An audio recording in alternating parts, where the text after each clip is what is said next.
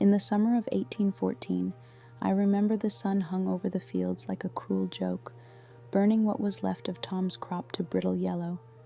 I watched him from my own farm, across the road, standing motionless in that field, hands in his hair, shoulders sunk like he carried the weight of a mountain.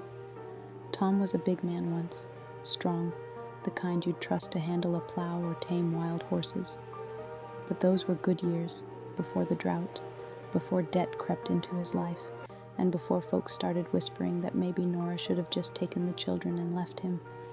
I'll tell you now, none of us would have blamed her if she did. You see, it's no easy thing to watch a man fall apart in front of his family.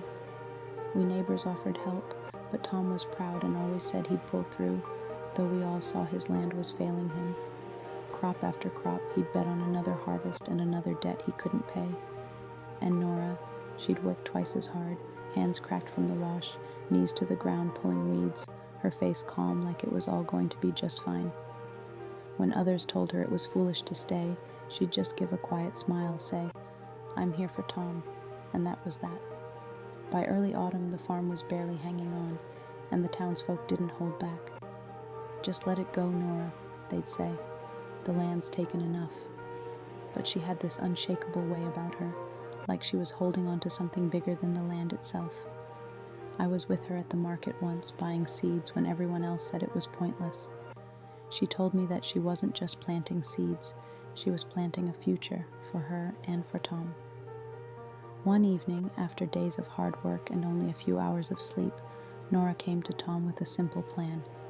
She'd spent weeks reading about new ways to tend to soil, about crop rotation and cover plants. These were ideas that weren't popular, and honestly, they sounded strange to us. But she spoke to him with a kind of faith that's hard to shake. "Tom," she said, her voice steady, "if we trust each other, I know we can pull through." Something changed in Tom that night. He went back out to that barren field the next morning, but this time, he wasn't just hoping things would get better. He had a plan, her plan, and he worked at it like a man with a purpose. Bit by bit, that land started showing signs of life again. First, it was just a few patches of green, but soon it was enough to fill a basket, then two. The drought broke, and with it, Tom's spirit seemed to heal. People stopped by in amazement, wondering how they'd managed. Nora would just smile and say, "We kept faith, that's all." The farm's back on its feet now, but it was Nora who held it up when it was falling.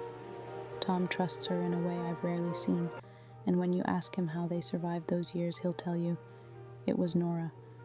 I'd be lost without her." And I think he means every word.